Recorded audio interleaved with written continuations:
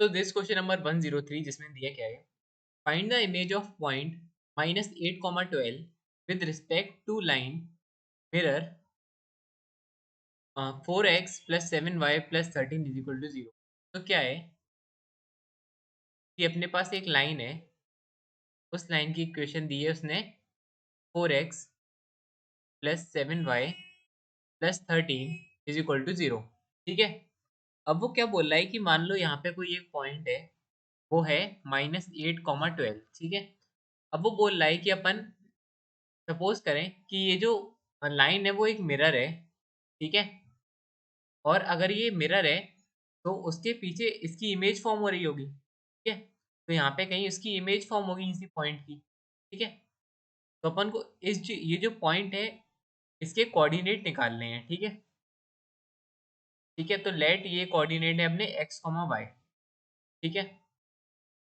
अब ये निकालेंगे कैसे, ठीक है। तो आपको पता ही होगा कि अगर जैसे कि ये मिरर है, ठीक है, उसमें अगर मैं इस पॉइंट की यहाँ पे इमेज बनाऊं तो जो लाइट होती है वो परपेंडिकुलरली इस पे गिरती है, परपेंडिकुलरली गिरती है। तो ये जो इस पे गिर रही होगी वही परपेंडिकुलर गिर रही होगी, ठीक है। तो ये परपेंडिकुलर हो जाएगी ये जो लाइन है, ठीक है। तो जो ए बी लाइन हो गई वो सी डी के परपेंडिकुलर हो गई, ठीक है। अब सबसे पहले अपन क्या करेंगे, ए बी लाइन की इक्वेशन निकालने की कोशिश करेंगे, ठीक है। कैसे निकालेंगे, क्योंकि अपन को ये वाली लाइन दी है तो अपन को इसका स्लोप भी दिया है। तो 4x + 7y + 13 = 0। अगर मैं इसका स्लोप निकालूं, कैसे निकालूंगा, मैं इसको y = mx + c के फॉर्म में डिनोट करूंगा, ठीक है। तो ये हो जाएगा y = -4x/7 -13/7। तो यहाँ पे m कितना हो गया, -4/7, ठीक है। तो जो लाइन इसकी परपेंडिकुलर होगी उसका स्लोप कितना होगा, लेट m डैश ये लाइन है ए बी, ठीक है। तो ए बी का स्लोप कितना होगा, m डैश = 7/4। क्यों, क्योंकि जो परपेंडिकुलर लाइन होती हैं उनके स्लोप का रिलेशन क्या होता है, m इंटू एम डैश =-1, ठीक है। तो यहाँ से m डैश की वैल्यू आ गई 7/4। अब मेरे पास स्लोप है और एक पॉइंट है, तो क्या मैं इससे लाइन की इक्वेशन लिख सकता हूँ, बिल्कुल लिख सकता हूँ। तो अगर मैं लाइन की इक्वेशन लिखने की कोशिश करूँ तो लाइन की इक्वेशन क्या होगी, y-y1 = m dash x-x1 which is further equal to, ये हो जाएगी y-12 m डैश कितना है 7/4 और x डैश हो जाएगा x-8, ठीक है। तो इसको अपन जब सॉल्व करेंगे तो ये हो जाएगा 4y-48 = 7x + 56, ठीक है। और फर्दर अगर इसे अपन सॉल्व करें तो हो जाएगा 7x-4y प्लस 104 = 0। तो ये हो गई अपनी कौन सी लाइन की इक्वेशन, जो ए बी लाइन है उसकी इक्वेशन हो गई। तो मैं इसको नंबर 2 नाम दे दे रहा हूँ और नंबर 1 नाम देते हैं अपन ये जो उसने इक्वेशन दी है उसको, ठीक है। अब ये दोनों देखो यहाँ पे इंटरसेक्ट कर रही हैं, ये जो वाली ए बी लाइन की इक्वेशन है और सी डी है वो इस पॉइंट पे इंटरसेक्ट कर रही है। तो लेट ये पॉइंट है अपना ई, ठीक है। अब मैं ई के पहले कोऑर्डिनेट निकालूंगा, ठीक है। तो ई के कोऑर्डिनेट क्या हो जाएंगे, लेट वो हैं अपने x1 और y1, ठीक है। तो सबसे पहले x1 और y1 निकालते हैं। तो सबसे पहले अपन दोनों इक्वेशन लिख लेते हैं। तो वो वाली इक्वेशन क्या थी, 4x + 7y + 13 = 0। और इक्वेशन 2 क्या है अपनी, 7x-4y + 104 = 0, ठीक है। तो इसको मैं एलिमिनेशन मेथड से सॉल्व करते हैं। तो एलिमिनेशन मेथड से सॉल्व करेंगे तो मैं पहली वाली इक्वेशन को 4 से मल्टीप्लाई कर दूंगा और दूसरी वाली इक्वेशन को 7 से मल्टीप्लाई करके ऐड कर दूंगा, ठीक है। तो जैसे ही मैंने ऐड करूंगा मल्टीप्लाई करके तो ये वाली टर्म कट आएगी और क्या आ जाएगा अपने पास, 16x + 49x प्लस 13 × 4 कितना होगा, ये हो जाएगा 52। और 104 इंटू 7 होता है अपना 728 इज इक्वल टू 0। तो यहाँ से अपनी x की वैल्यू आ जाएगी, तो x की वैल्यू कितनी आएगी, तो ये हो जाएगा x इज इक्वल टू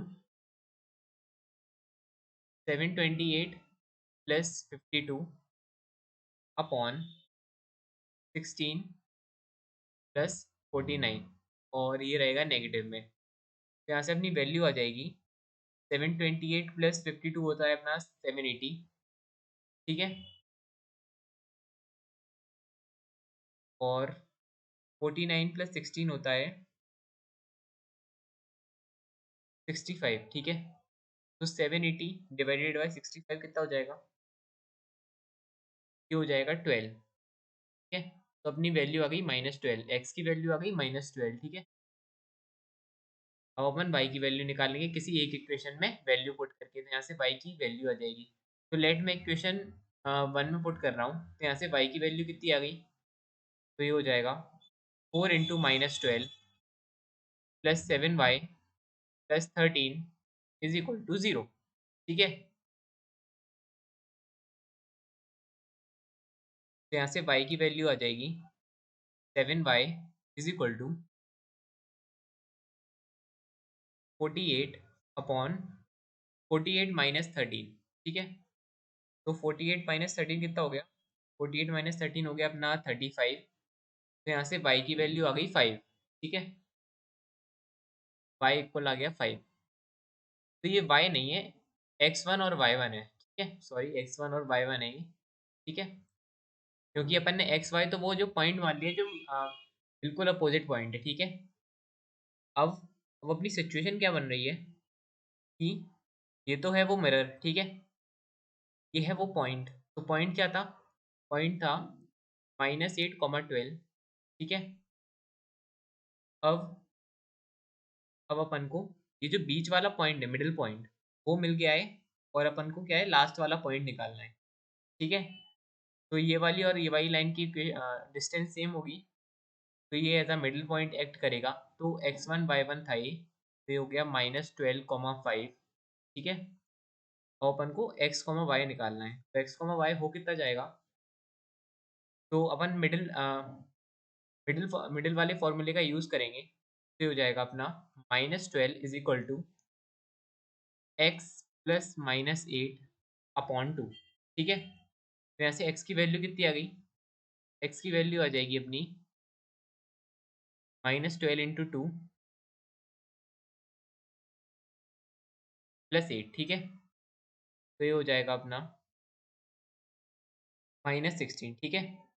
और y की वैल्यू क्या जाएगी, y हो जाएगा अपना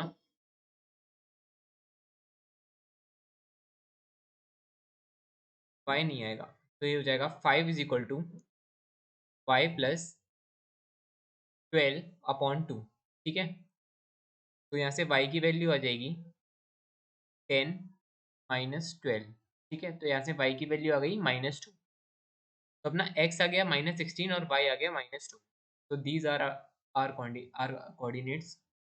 तो ये अपना राइट आंसर, ठीक है।